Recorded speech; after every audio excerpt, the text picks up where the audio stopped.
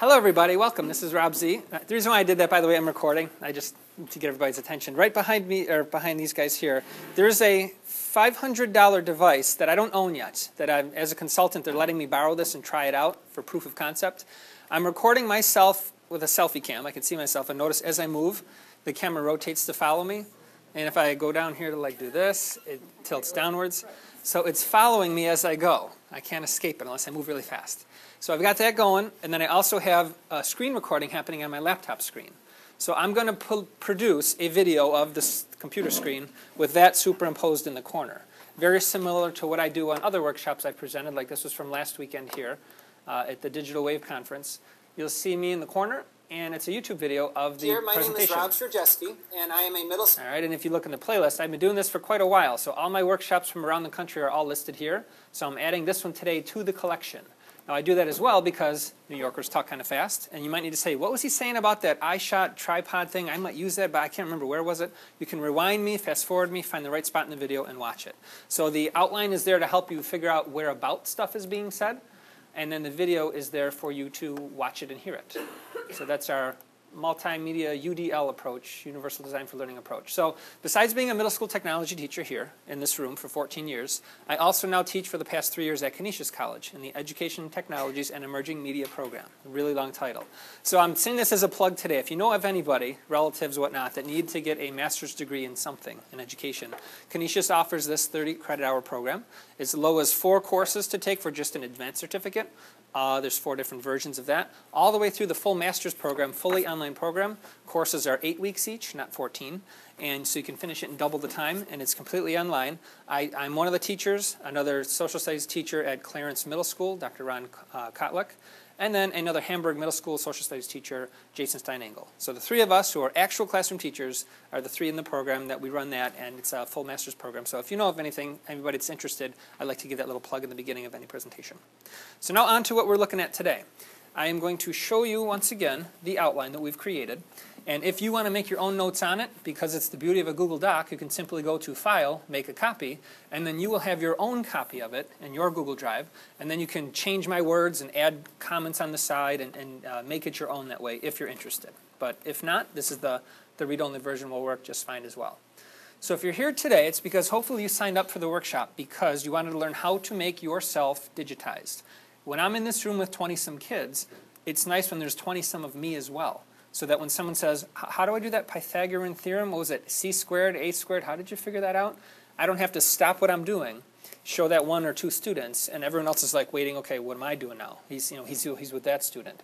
I can now be teacher on demand. I can float around in this classroom and work with different groups of students working on different things all at the same time because I've digitized myself through making videos with a lot of the gear you see here. But quite honestly, you don't need all the gear I'm going to show you today. A lot of it I'll be labeling as optional gear. The main thing you need is either a smartphone, which could be Apple or Android or Windows Phone or whatever. How many people have a smartphone? Okay. Or it could be a tablet. Either of the, how many people have access to an Apple tablet, an iPad or iPad mini? How many have access to a non-Apple, like a Samsung tablet? All right, so everybody in the room has at least something that would work. Any brand tablet or any brand smartphone that has obviously the built-in camera and the microphone, and that's the only tool you need, as well as the Google Drive app. How many people have the Google Drive app on their devices? Probably not as, okay, a good number of people. So if you don't, you're going to be surprised at how simple this is to do what you normally are used to doing, just shooting video clips, and then using the Google Drive app as a means to get them into your Google Drive account.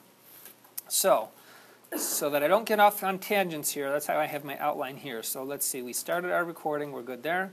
I want to show you though first, before I get to that kind of videos, creating a narrated video screencast of a computer screen. I added item 3 in here after last session because my colleague, Bruce Curtis, who teaches across the hall, he was here in session 2 and he said, you know what, you're not even covering the piece about those that want to show something on the screen, so why don't you take a minute to do that. So thanks to Bruce's recommendation, I'm going to show you how to make a screencast of something not in the room right now, not live action, but let's imagine something on the computer screen. So to give you an objective, let's say our goal is to teach someone how to change the language within a Google Doc. So that's our objective right now. I need to teach someone how they can change the language. Maybe you have an ESL kid, or ELL, whatever it's called now, in your class, and you need to, because I've done this workflow. The one girl spoke French only. So I had something like this, the rest of the kids were reading, and I said, let me just do that trick in there. And once another teacher heard that, they're like, how did you do that? So I'll show you right now how you do that, and I'll make a screencast out of it so that we can share this video with anybody that has the same interest in learning how to do it. So to set the stage here, I have open, obviously, a Google Doc.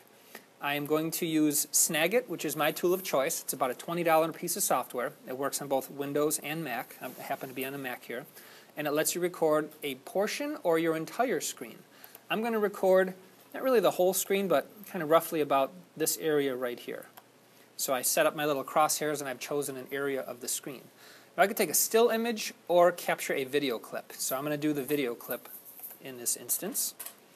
And my built-in mic is what is chosen, and as I'm speaking, it's hard for you guys to see it on the projector, but I can see it here. It's moving the little meter there, so I know my voice is being heard. So here I go, hit record. Oh, and I'll even drag myself in here. Hang on here. Alright, so I'm going to put myself on the screen so you can see me here.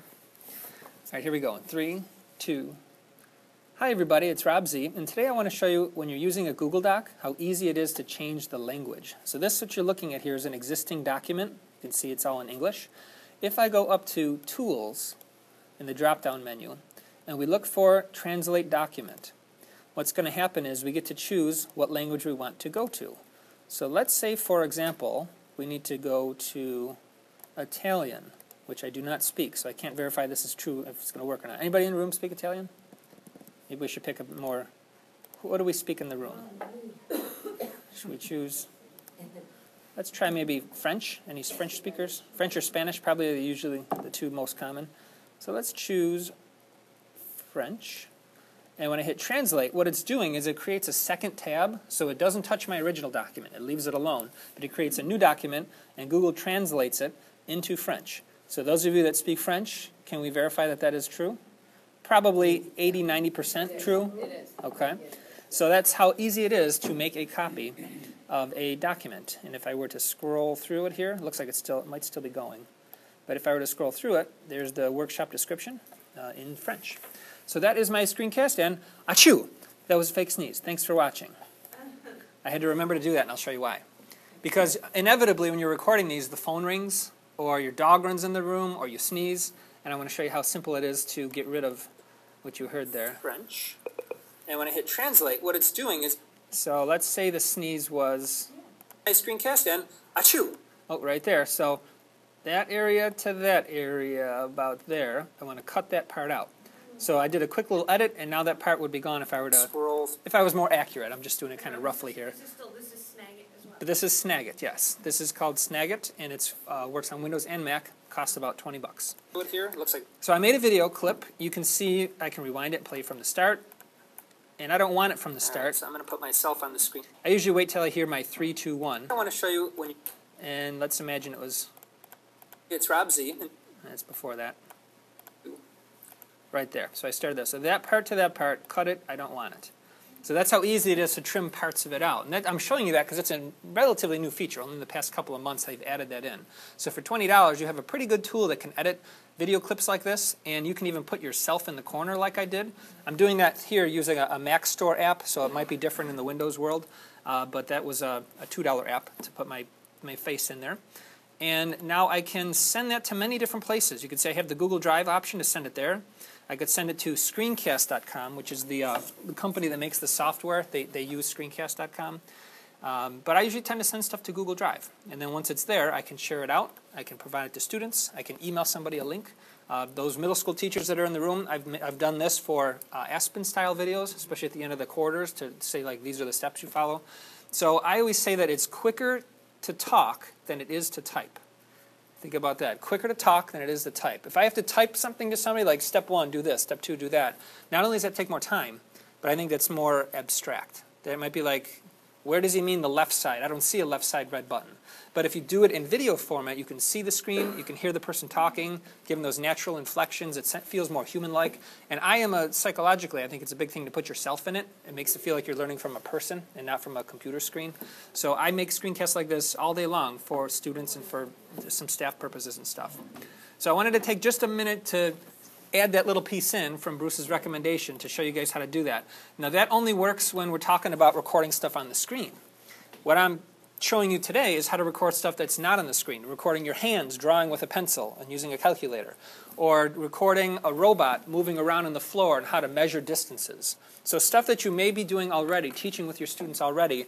You're going to look at it through the lens of a middle school tech teacher today, doing a robotics activity, but I want you to imagine it for whatever you do, teaching nouns and verbs, or how to use the protractor, or how to do a science experiment, or whatever the case may be. So I think it's, I had to pick kind of a case study to go with, so I went with our Lego stuff. So let me get back here so I'm not getting off track. All right, so time for me to explain to you how I do this Mission to Mars activity. So what you see here is a Lego robot. I have 10 of these. The challenge for the students, this is a STEM activity, science, technology, engineering, and math. We use the outside in the hallway there as a surface of Mars, and they cannot go to Mars until they're ready to ship their robot off and have it perform out there on the surface of Mars. So the paperwork that I have sitting on most of the desks here is this. This is their mission map, and the quadrants here represent the 2-foot by 2-foot square tiles out there in the hallway. The challenge I give them is I give them 5 random quadrants, and I make it difficult so that you can't really go straight or sideways, because we know that's just 2 feet this way or 2 feet that way. Everything is diagonal, and sometimes it's like a long diagonal and a short diagonal. So for that, you have to know the Pythagorean theorem. It's not just some fun thing you learn in math, although you wouldn't say fun. But a squared plus b squared equals c squared, you really need to know that, because otherwise you'd be lost. You would not be able to program your robot to go through the path. So because of that, I need to teach them, me, the 7th and 8th grade tech teacher, has to teach them trigonometry and geometry and some algebra and things that they might not really learn until 9th and 10th grade math. And I have to do that to 20-some kids that are 12, 13 years old, and they're all at different paces, not in the same track when they're making their programs. So to make that humanly possible, there has to be 20-some of me if there's 20-some of them. And so I thought to myself years ago, how can I do that? Well, with all these mobile devices now, with having excellent cameras and excellent microphones, it's quite simple to record yourself and put it up in a place where they can see it. And that place for me has been Google Drive to store the videos, although YouTube will work also. And then the place to access them, the main menu, if you will, is a Google Doc. So in my document here, I talked about the mission map, we'll open up the preparation document. There's probably about 7 or 8 videos, and I don't want to just share them to them one by one, because then it's like, well, which video do I need? Do I need the 2nd one, the 5th one, the 4th one? It gets very confusing. So I've made this into a table of contents, if you will. So the first step they have to do is calculate their linear constants. In other words, how many rotations of the wheel is it going to take to travel a foot and then to travel an inch? So I will show you what they see. Rather than me do a live demo, which might take 20-some minutes, now they can consume that information uninterrupted in about 6 or 7 minutes. And they can watch me before they get to class. That's what I encourage them to do. Because why sit here and watch the teacher teach when you could have done that at home or in a study hall? So when you get to class, you get to go to the shelf over there and grab the robot right away, and you already know what to do with it because you've been taught outside of class. And so what's related to that, and I said, I'll mention this, I'm getting sidetracked here, but open house night, I was pleased to tell the parents about how we use Edmodo and other tools for digital learning initiatives, because let's see if anyone knows this. How many minutes are there in a week? How many minutes in a week? You might know how many minutes in a day. Sometimes people know that, but how many minutes in a week? Any guesses? 1440 times 7, right? It's around 10,000 minutes. So of those 10,000 minutes, I see their children for about 100 minutes a week. If you do the math, what's the percentage on that? Where's the math teachers? 10,000, 100? It's 1%. So 1% of a child's week is spent with me, and I don't think that's enough. I want to have more time in their lives, because I can't make an impact on them if I only have 1% of their attention for the whole week. So therefore, I can take Edmodo or Aspen or Google Drive or Google Classroom or any of these online platforms and have that be the place they can go and be interacting with other students, be interacting with me, so you're not always tied to just this room. And I had a real nice video I showed parents about that called Blended Learning from Common Craft. Is anyone familiar with Common Craft videos? It's the whiteboard style videos. You can, if you Google that later, you can see a great way to learn about what technologies are Common Craft videos. I share those out a lot to explain things. If I had 3 hours like I normally do for a workshop, I would pull that in here, but I don't, so I got to get moving. So back to our thing here. My purpose for showing you that was saying again that they don't have to watch this when they're in this room. They usually watch it before because they know they get to go right to work when they get here then. So I'm going to go to viewing mode, and I'm going to show you what the first step is in the process. Hopefully our Wi-Fi is going to work here well. These are coming from Google Drive. That's where they're stored. It's going to default to high definition. Okay, so I'm going to bump it down a little bit lower so that we get smoother video. Okay, so let's begin by looking at our linear constants. We want to round all numbers to 3 decimal places, and let's figure out how many motor rotations to go a foot, and then how many to go an inch. So here's my robot on the floor, and the floor we're going to use has exactly 1 foot segments from this spot to that spot. So that really helps us when it comes to measuring if we are accurate for 1 foot. Now notice the black peg, which is right here. All right, I'm going to pause it there. I think I've given you a good taste of what this is. It's just essentially me using my phone. Imagine this was not connected though. And just going to where I need to record something. Going up close, then going farther away, showing my computer desktop, showing the screen, showing the robot. I can go wherever I need to go, so I can tell the story that way. Now the reason why it changed scenes right away, with like abruptly, is using some apps. The one I like is called Movie Pro. I have the ability to, while I'm recording, hit a pause button and then change where I'm at and then unpause and record. So that's helpful if you need to like pause and say, okay, what was I going to talk about next? Okay, I'm talking about that next. And then you continue on. So the viewer doesn't know that you paused and unpaused.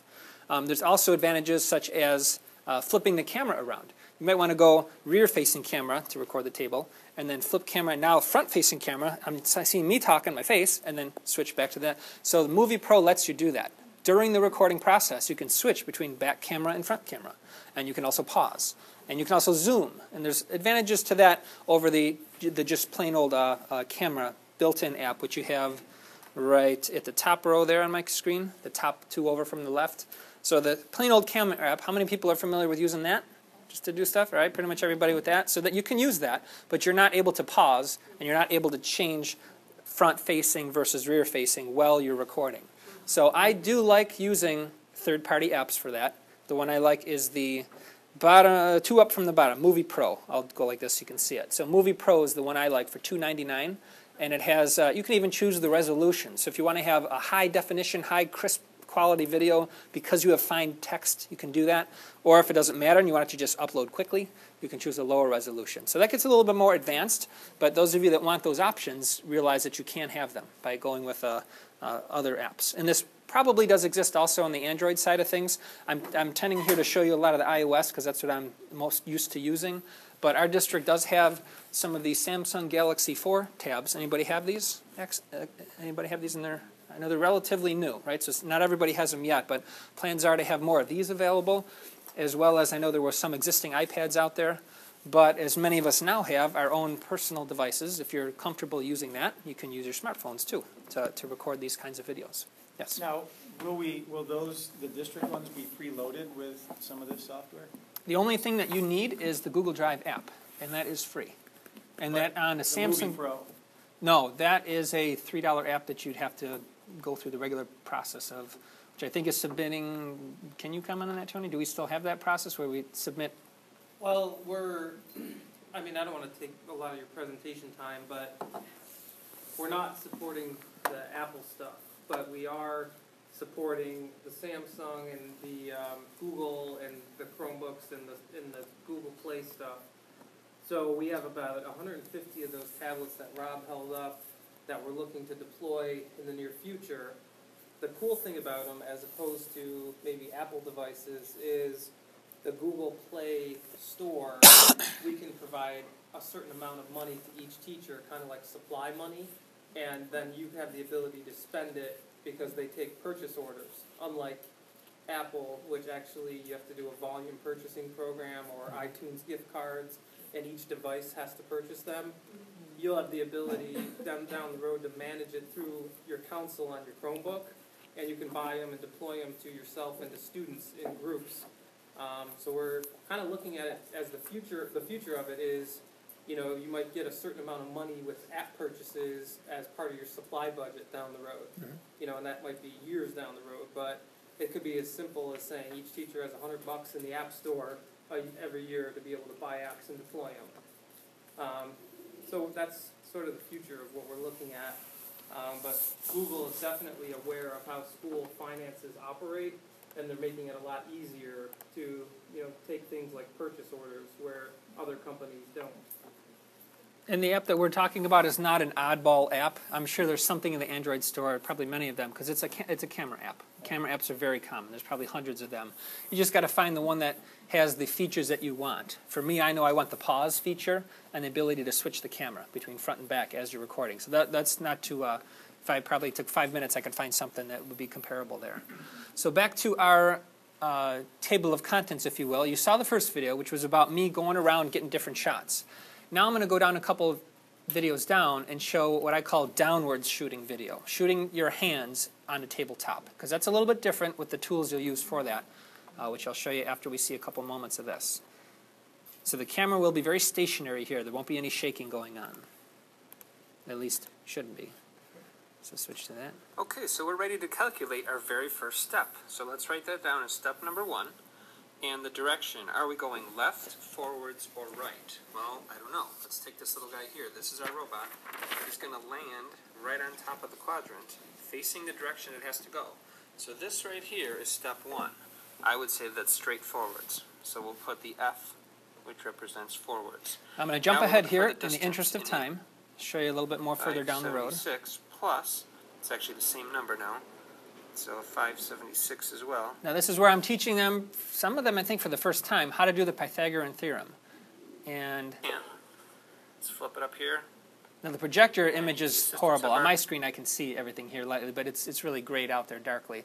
But I'm showing here, I'm just using the calculator on the screen on my laptop instead of pulling out an actual calculator. And then I flip it back down again. So 1152. And notice you can see both of my hands. That means my hands cannot be holding this device. There has to be some sort of contraption that's holding the device in place. So that's where I want to take you to next here, are your options for that, which I have links to all of them included here as well. So back to here. And on my item number 6 here. All right, let's start with the cheapest, starting with the locker shelf for down shooting only. Amazon has them for $12, but this particular model I have here came from the middle school bookstore. Anna Keith was able to get them for $6 a piece. So for $6, you have a solution that works because the lens of the camera, okay, as long as the lens of the camera can fit in one of the squares like that, now your device is like that. Both hands are free to work whatever you're doing. And your eyes are watching not only the paper down here, but they're also watching the screen to make sure you're not off of camera. And your voice is within a foot of the built-in microphone, so audio quality is going to be really crisp. It's not going to be like you're sounding like an echoing far away. So that's our cheapest option we have for you. Moving up from there, we go to the boomerang stand.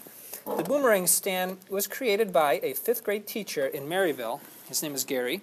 And he created this 3-piece device. It attaches with some hardware here, but it collapses down so it's real easy to carry, holds it up a foot above the tabletop, and this is what I used when I was doing this activity. I had this here. There's a little notch here, so that's where your lens of your camera would go, right about there. So then you're just working like this, right underneath it. So this is a little bit more costly. I believe it's $69 is what they're selling them for now.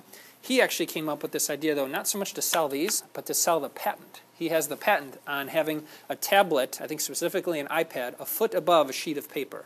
And so if any big company like Belkin that makes stands wants to do something like that, they have to pay him for the use of his patent. So very wise idea. I think it was over $50,000 I think he had to invest to that. But over time, when other companies are doing tablet stands, they pay him little by little for it. So these are available from a kind of a local Buffalo connection. Going to the third, and I call it the most versatile, which is called the Just Stand. It was created by a guy named Justin, and it's a stand. So it's called the Just Stand. And I bought this one for $99 because I needed something that would be height adjustable. And so the way your tablet, let me grab one of these here, works for any brand or size or tablet, any generation. Doesn't matter about the thickness or, this size or larger, basically. It won't work with the phone because it doesn't collapse small enough. But it slides in like so. And now you have height adjustment up and down. You have, this is what we used this morning to record the keynote. it can go upwards like this for FaceTime use or, front or back. And then it also, let me think here, rotates. You press that and you can rotate left or right that way. So you have many different freedoms of motion here, many different axes of movement. The cost of this is $99, so it is a little bit more expensive. And who here is from Smallwood? I know Mr. Lewis is, of course. So those at Smallwood are fortunate because Mr. Lewis, I showed this to him a couple weeks ago, he ordered one of these, right, to test out and see how it's going to work. So if you're maybe first on his list to get it, you can try it out. What I'm going to do is try to model it a few times and then have it available for sign-off. And then we have the related technology coming in as well. So you have the low, the medium, and the high level, depending on what your needs are. This one, of course, is nice because it does go upright. But speaking of upright, you can still accomplish that without spending $100. This one I like, which I have listed as the Anchor tablet stand for $10. It's aluminum and plastic. And you press the button in on the side, and it lets you adjust this. So if you need it to be very upright, you'd put it like that. And then your phone or your tablet could be either this way or that way. And we use that all the time in the studio when we record kids in front of the green screen. Or if you're doing more of a typing situation and you need a lower angle, you can go like that. And now it's at a nice low degree angle for typing. And I actually have mine sitting all the time right where Mr. Piniella is. Students that come in, I use an app for attendance, and they just touch their name. Siri pronounces their name, and then it turns them from a black and white picture into a color picture. So by process of elimination, I looked around the room, I say everybody's here. I look on the iPad, okay, Susie and Jason are here, so then I mark them absent. So that has been great for just having a nice stand to use anywhere for $10. Then we have, for those phys ed people in the room, because I know some have asked about it, the iShot Pro bracket mount for tablets. Again, any brand, any style, doesn't have to be an Apple or an Android, because the bracket fits like that. This is it right here. And it slides so that it accommodates on the back side here. That goes there, that goes there. And it tightens up like so. And then this is the 1/4-inch thread mount. And that goes on any size tripod like the one I have right here so that it can be upright like that. You just have to turn, like the handle there would have to come up 90 degrees so it's kind of sticking up in the air. But that way then you can go left and right and up and down. And you can use that on this playing field or in the corner of a classroom or wherever you need to have a secure way to hold a tablet. So that's the iShot. That one is about $40. And then the shoulder pod, a little guy here for only $35. This I used when I was going around a couple Thursdays ago with Mr. Piniella to shoot that footage that you saw in the video this morning. I had that tripod, and I screwed this on so that it could hold my phone. And it clamps on like so. And you just tighten it down a little, couple turns. And then that's a way for it to hold a smaller phone. Even down from this is the iPhone 6 Plus, so this is very big. But even the smaller ones fit there too, because that is height adjustable. So there's a whole bunch of different options you have to hold your devices, because I am a big fan of non-shaky video, especially if you're going to have kids that be their primary way of learning stuff from you, and they're going to watch videos quite frequently. Make sure it's nice and stable so that you're not focused on the cinematography of it instead of the content that you're trying to convey. Tied to that, I don't have it on the list, but if you ever need a good microphone for your iOS devices, because this is the Apple 9-pin connector, this is the iRig mic for $99. I like this one a lot because it is a digital mic. It has the best quality. It has a sensitivity adjustment on it, so if it's a noisy classroom and I just want to interview Jason right here, I can turn it way down and then he can talk and it won't pick up the noise around. Or if I need to, like in the Tony video that we made, you didn't see this mic because we had it off camera about 5-6 feet away. I turned the sensitivity up on it and then we had it low out of the frame, and it worked. Wherever it's pointing to, it'll pick up that sound directly where it's coming from. Because these devices have mics that pick up sound from anywhere. So 10 feet backwards, 10 feet forwards, all around the room, it's the same volume level. So you have a little advantage by using one of these guys, because then you can really hone in on what you want to record. It even has a little LED light on it so that you watch it, and if it's red, you know you're getting it too high. So you turn it down so that's more in the green range. So I do like that. It's probably $90 now. It's come down in price. It used to be $129. So it's a very popular mic for using with iOS devices. So that's my stands, tripods, and mics recommendations, mostly for iOS stuff. All right, so now we're going to get into some workflows here. Recording your videos. I'm going to demonstrate using the standard plain old camera app, since that's what most people are used to. But keep in mind those optional advantages you have of using the other recording apps, like the pause feature and the switching camera feature. So to do that, I have to turn on my phone here, which I have hooked up so you can see what I'm doing. So the plain old camera app that we all are most likely familiar with, the one that comes with your devices, You just launch it like so. And let's see, I'll use this one. Got to put it about there. Take our documents, put it underneath. And something to be aware of is focus levels. Focus levels can change depending on, where'd my pen go? Depending on when you're writing with stuff. Oh, yes, there it is, thank you. You can lock down the focus if it tends to keep changing, and I'll show you what I mean by that. If you bring something close, sometimes you want this to happen. It'll get nice and clear. But the moment you move it away, it'll come back. That could be a good thing or a bad thing, depending on what you're trying to do. So if you want to lock it down, I believe it's a double tap. No, so double tap brings up the brightness, so it's brighter and darker. But there is a way to do it. I just can't remember right off the bat. Maybe it's 2-finger tap? Well, with the Apple devices, I know you can lock it down if need be. I'm going to leave it unlocked now so that I do have the ability to bring stuff closer and farther. So let's make a little video here.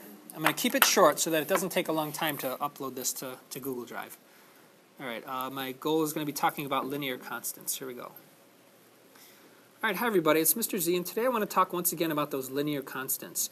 If we say our motor rotations for 12 inches takes us 1.75 rotations, you do have to divide that, 1.75, by 12. And by doing so, that's how you will get the number that we're going to place here. So I'd like you to go ahead and figure out that number, and then come see me when you have it set so we can double check it. All right, so that was 20 seconds worth. Of course, the stuff I make is many minutes long at a time, so if I screw up as I'm going, no big deal. I just stop, cancel it, and start over again. But I try not to keep things more than 5, 6, 7 minutes at the most. So just in the interest of time, I'm going to keep that one short. We'll take you now to the next process, which is getting that video, which is sitting right here on my, I should be careful, I'm showing my camera roll. This is the camera roll. Okay, that last one I made is 24 seconds long. We're going to get that into our Google Drive account here at school. Did I see a hand up somewhere? I did. Question. Yes. How are you, your cord is connected to your phone, and that is connected to Yes. That's, a little more complicated. yes, it's more complicated. I can do this because I have a Apple laptop. That's why. If this was on Windows, I could do it then, but I have to rely on the Wi-Fi to allow me to do it, and it gets a lot more tricky. I was just thinking how much clearer that is than the Ziggy cameras. Yeah. Yes, and 30 frames a second too, so all movement here is very smooth and Yeah. So like, how easy would that be? Well, I have a solution that would work for you if you're okay with having wires connected. Yeah. The moment you want to go wireless, things change and it gets much more complex. But That would be great. yeah, with we can talk afterwards. But there are adapters that you can hook up hardwired. It's just getting it to the projector. See, today what I had to do is run a VGA cable up to there. Normally I don't do this in my classroom because I do it from my Windows machine. But really, I do a lot of screencasts that I no longer do live demonstrations like this anymore with my class. So that's why this is kind of a rare thing to have that hooked up that way. So we can, that'd be another sidebar conversation we can do. Okay, so here's our camera roll. I want to get this 24-second video, the last one there, up to my Google Drive account. So I am going to use the Google Drive app, which is the bottom center one there. So you install this on your phone like you would install any app, or your tablet, whatever you have. And now this is my Google Drive. Now, it could get lost if I were to just add it in to the root of my Google Drive. It'll be blended in with all of these hundreds and thousands of files, and it'll be hard to find because it's going to be named something odd like image 25678. There's no rhyme or reason behind it. So what I recommend you do first is pick a folder that you've made. Like I made the Monday demo 2 last session, and I put one thing there. Or if you don't have a folder yet, let's make a folder. So I'll make a folder right now. Upper right-hand corner, I hit the plus sign, and I'm going to say New Folder. And I will call it Monday 3, our third session here, so create. So now I have a folder there. Everybody see it? There it is, the Monday 3 folder. I'll go into that folder, and there'll be nothing in it. It's an empty folder right now. So now at least it'll make it easier for me to find this particular video that we're going to upload. So upper right-hand corner again, I hit the plus symbol. This time around, I choose Upload Photos or Videos, and it brings up my camera roll. And I can pick from any of these photos and or video clips that I want to do. I can do a bunch of them. I can do one at a time. I usually recommend doing one at a time because if you do a bunch, this happened with me when I was with Tony uploading the video clips. If the Wi-Fi is not real strong, it'll just stop, and you won't know it until you check later, like, how come my files aren't there? So do them one at a time. That way you're more likely going to have success, especially when you're doing it on Wi-Fi that's not very strong. So I'm going to choose just that last clip. You see the blue mark is on it. And then upper right-hand corner, I hit the blue check mark, which is like the enter key. And then it gives you a nice progress bar at the bottom. It'll show that it is uploading. So honestly, it goes faster than this usually, but because we're all very heavily hitting the network today, all the teachers in the building, there's a lot more Wi-Fi usage today. So it will take longer. But just to kind of, like they do on cooking shows, show you the finished results, I'm going to switch back over to my desktop here. And I will take us back to my Google Drive account. All right, so here it is. I'll switch back to the list view. And the folder I just made moments ago is Monday 3, so that's still going to be empty because I can see it's only about 10% uploaded now. So I made one in last session, so we'll go there. And there's the file that I uploaded. Notice it's just numbered by a number of my camera roll. It's not really very descriptive. So I can right-click on that, and I can say, what do they call it, rename right there, and give it a name that makes more sense. So I can say this is my math demo Monday 2. Whatever would make sense for you. Now if I switch to the other view here from grid view to list view or vice versa, now I get a nice thumbnail image of what it is. Makes it easier for me to see it. To show you what it looks like when you got a bunch of them together, let's go here. This is my Mission to Mars videos, and these are all the ones I've created that the students watch. So now I have them here. Just like any Google Doc, you can share it out with a, sure, bad example there. Let's try another one.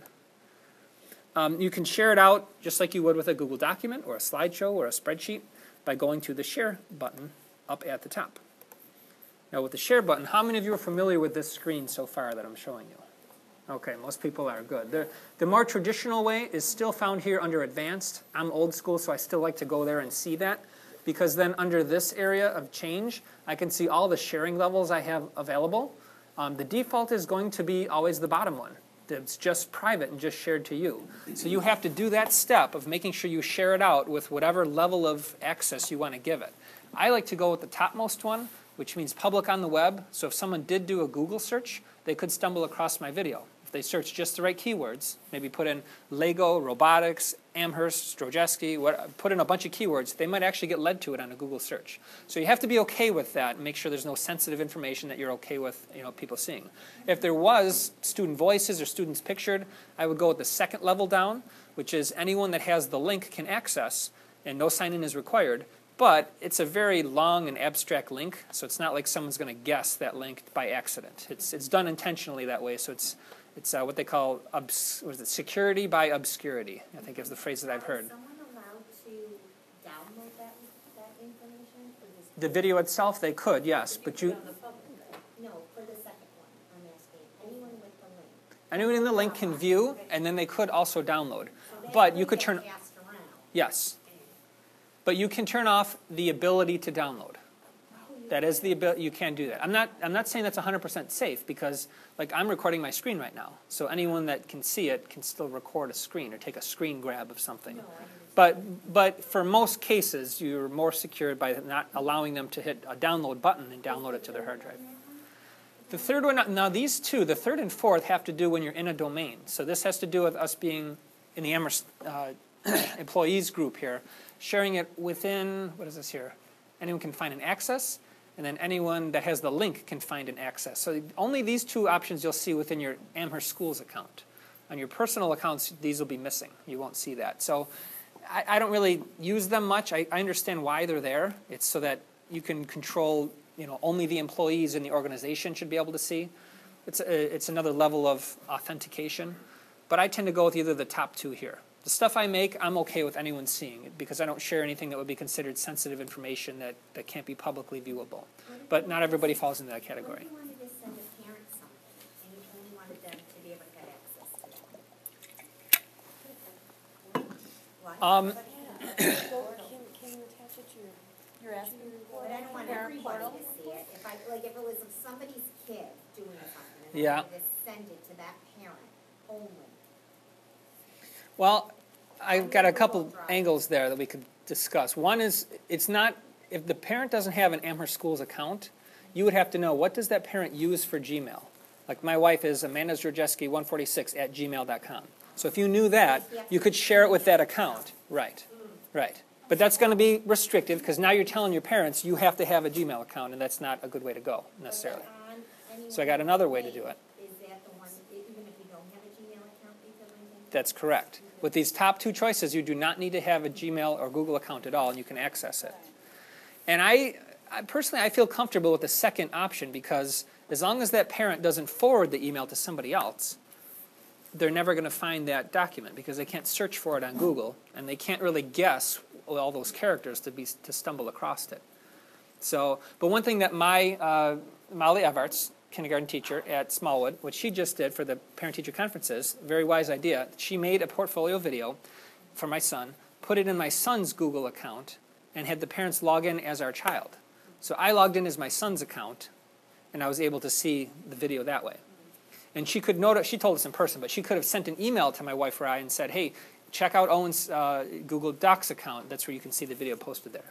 Now the beauty of that, too, is that stays in there forever. So when Owen graduates in 2027, that will still be in there as part of a collective portfolio of objects. So do you agree to have your son have a Google account with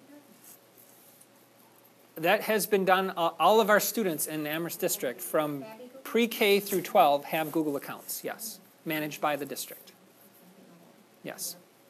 So that gives but they're very different from personal Google accounts. They're much more restrictive. Yeah. So they don't have the same access rights or the same sharing capabilities as personal accounts.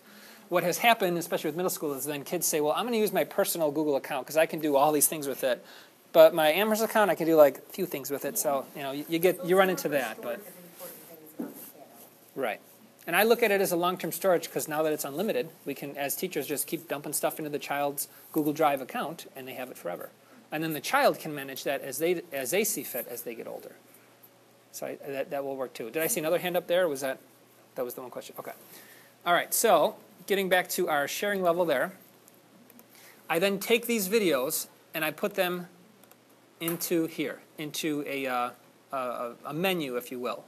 So that way students can follow along. Every day they open this up, and maybe the next day they come back and they're on step 2. The next day they're on step 4. A couple days from now they're on step 9. So they work at their own pace, and they know because they can watch these outside of class, they don't have to sit in Mr. Z's classroom watching videos. They can do that elsewhere, and when they get here, they can go right to get the robot and do the fun stuff.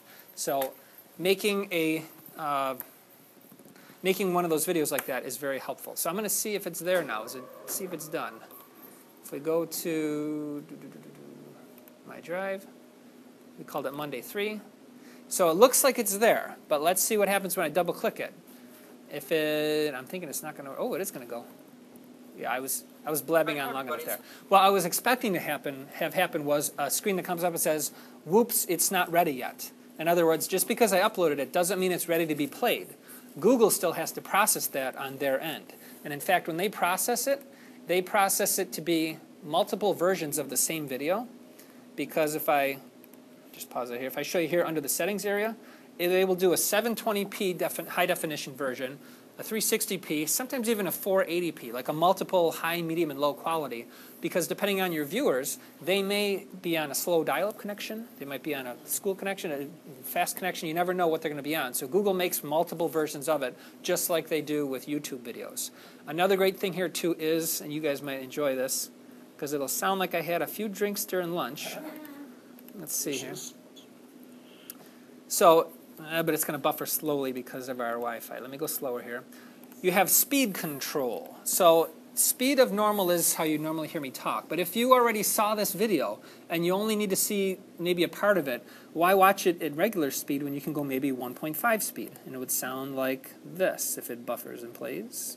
All right, so we can plug in our numbers now and get some results. So 24 squared plus b is even though it sounds fast, you've seen this before, and your brain can register what's going on. All right, that number is not However, in my head. Now remember what this is. It's essentially 24 times 24. Maybe we need to go slower. So if I do 24, This other one.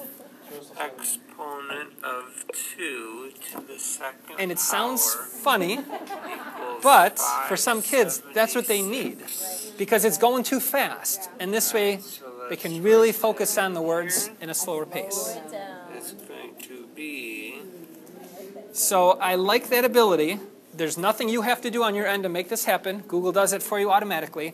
They will encode your videos in multiple qualities and give you the ability to speed up or slow them down.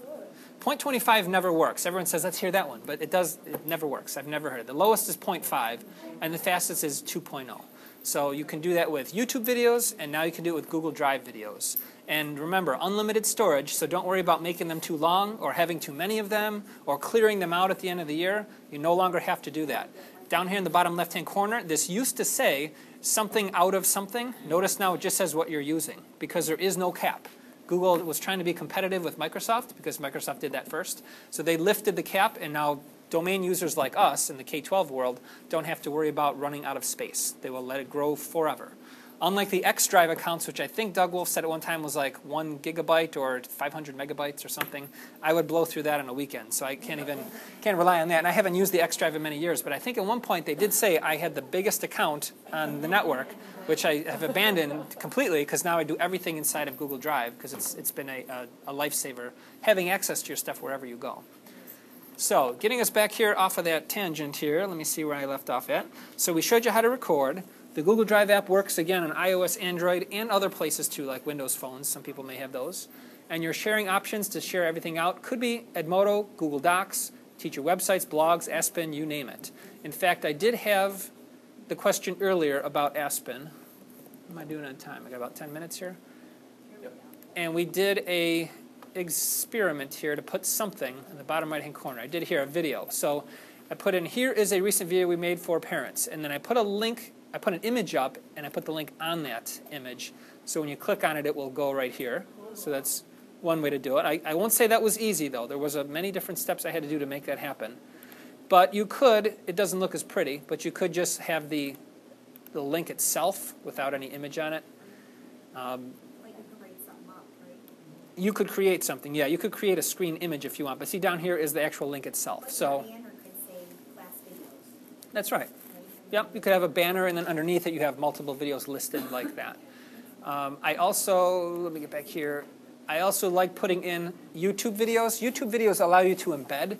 So this plays right from YouTube right inside of here, which I kind of like. Hello everybody, it's Rob Z here from And then if you want to go full screen, you can go full screen. Today we're looking at the Square Around the Chair robotics competition. Same thing we do with our daily morning shows. And here's the nice part, I never have to go in and edit this Aspen page because this is an embedded playlist from the most recent show we did on last Friday's show, going back to the beginning of the school year. These are our daily morning shows. So within YouTube, I upload the show, and I don't have to touch this because it's embedded. So there's smart ways to do things so that you're not always having to edit your Aspen pages. In fact, I didn't touch this one since our last staff development day, whenever that was, last school year. So there are ways to just have placeholders here to lead you out to other places. I'm a very big fan of Edmodo. I've been using that for years, but I know the district is preferring us to start using our Aspen pages. So really, they're all just different tools that have stuff accessible. And some might be easier to use than others, but this is a way for you to use your Aspen page to put stuff up there, and you can link from those Google Drive videos and put them right up there. Now, there was one way to put in an embed code. I don't know if that was still available or not. I can't figure out where that was. I looked for it earlier because YouTube allows you to grab an embed code.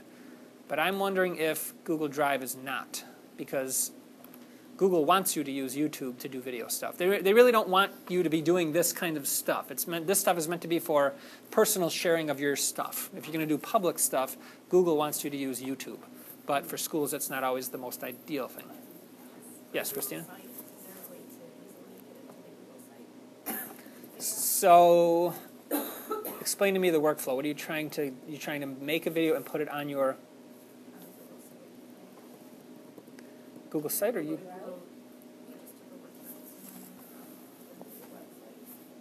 Oh, Google Sites is yeah.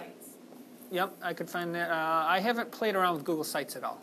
But if you're going to use that, that's Google's solution to making a website. Is that what you're talking about there, that Google Sites? Yeah, I haven't played around too much. The last time I did this was when we did the Multicultural Day. When I was in charge of that, we made a Google site, and we linked all of our documents from there. That did work well, but that was probably 4 years ago, so I'm sure it's changed since then. But Google Sites is a way to do it. Another Google-owned tool is Blogger. bloggercom.com, and that's what I use for my blog here. That one's been around much longer. In fact, it was owned by another company, and then Google acquired them because they realized it was a good platform for blogging. And I like this because, and I didn't mention this, I was supposed to do this in the beginning, subscribe by email. If you guys do that here, you will get the recording of this session when I post it. Did I mention that? I can't remember if I mentioned it. No. I might not mention it. Okay, so when I make a blog post, I make a couple a month. You'll get an email because I don't know how many of you wake up in the morning and say, hey, I haven't checked Rob Z's blog lately. What's new on his blog? Daily. Nobody does that, right? So the information should come to you, not you have to go search out information. So you can subscribe very easily through your school or your personal email address. And then when I put workshops like, here's the one I taught last week at BOCES on using Socrative and Kahoot. Other stuff I've done is further down, but there's also a playlist where I think I showed this part where you can see all of them in there. So feel free to subscribe to the blog because I am going to be posting either this session or session 4. I'm going to see which one I like better, and then I'll post that one up there. So we're nearing the end now. I want to leave a couple minutes here to take any questions at all you guys have on hardware suggestions or workflow ideas or anything at all that we've talked about. Anything anybody has? I guess we covered it. The microphone is the iRig mic, I-R-I-G mic. And there's an analog and a digital version. The analog version is $50. This digital version is about $99. And the sign-in sheet is here in case anybody was on it and didn't sign it. I'll leave it up here so we have it for everybody. Yes? Rob, I know you post mostly videos that you make yourself. I went to one of the other workshops, which was a blended classroom where some of the lessons were ones that were teacher created. Is there, if I just go on and find there's a PBS video on creativity that I show my kids, is there any, do you know if there's any copyright infringement if I post that on like my Google teacher page? Not if it's a YouTube video and you're getting it from YouTube. Is that what you're doing? Yeah. So you're not taking any ownership of the source video file, so you're okay to do that. So anything pretty much that's public on the internet I can post a link to? Okay. Because by posting a link, you're not claiming ownership. You're saying, here's this thing that's out there that you could get on your own, but I'm just giving you access to it. Great. Yeah. Because there's so many videos out there that you don't need to create. That's right. Different websites. That's right. Anybody go to the EduCanon one with Sean Tanner? What's next? Sean is one of my Canisius grad school students this semester too, but last semester when we talked about EduCanon. So I showed him that tool, and I said that would be a great thing for our Amherst teachers to see. It takes a YouTube video, and it puts a layer on top of it, where you can put in multiple choice questions and fill in the blank style questions. So, and it's accountability, because then you can see who yesterday watched the homework of watching the video, and what percentage did they watch it, and did they answer the questions right or wrong as they went through it. So that is a great way to layer on top of just, send them to get home, watch a video, you don't know if they watched it. Now you get accountability for it, and that's a free tool to use, EduCanon. I just need a recap. So, you said start in the Google Drive, or start with your video? Or Make your video first. Make your video. Yep. Okay. Now the video's on the camera roll. Yes. Okay. Now use the Google Drive app Okay. and upload it to your Google Drive. Right from your device. Yep. Got it. And now it's in Google Drive. Got it. Now I'll show you something to make that process even less steps, if you will. Instead of using the camera app to shoot my video, I can shoot video right inside of the Google Drive app. Now I can start right inside the app, go to plus, and notice the bottommost choice says use camera. So photo or video here, by the way. So you're skipping the camera roll altogether. So I think I'm not, it's the way I open it, that's why. So I'll just record like 5 seconds of video here, and upon hitting stop, I can hit use video, and now it's being uploaded into my Google Drive account. So I totally skipped the camera roll altogether. So it doesn't save it on the phone at all then, that way? Or it's I'm not sure if it simultaneously saves on the phone. We can find out. Let's see. Does it save a copy there as well? Yes, it does. Okay. So it automatically saved it there as well. Yep, so two locations then, yep. And another piece of advice when you're uploading in the Google Drive app, don't close the app, because if enough minutes go by, it stops the upload. So leave the app open like this so you can see that it's uploading the photo or video. And if you rotate landscape or portrait, it'll just do that. If your phone is already set to close automatically, then it saves over that. Yes, that's right. And does everyone know how to do that? Because I've been bitten by that one, especially with big files. If you know you've got a bunch of files or large files to upload, in your settings, at least this is in the world of Apple, you go to General, and then it's under Auto Lock. And notice the options there. I have my phone to lock in 2 minutes, but I would change it to never. But don't forget to change it back, because if you leave it on that, it'll kill your battery, because it just won't shut the screen off all the way. So, but I always make sure I'm plugged into power when I do that, so then it doesn't matter if I leave it on never. How big of videos did you actually download to your Google account? Have you ever downloaded something like, say, 15 minutes or 10 minutes or?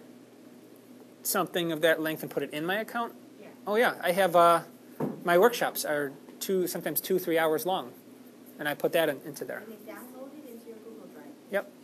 Wow. Yep. For my personal account, which is not unlimited, I think they give you 15 gigabytes free. I upgraded that for $10 a month. I get 1 terabyte, which is 1,000 gigabytes.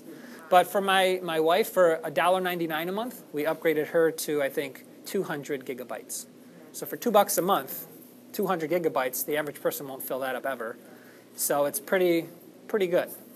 Pretty inexpensive way to store stuff and have it everywhere you go.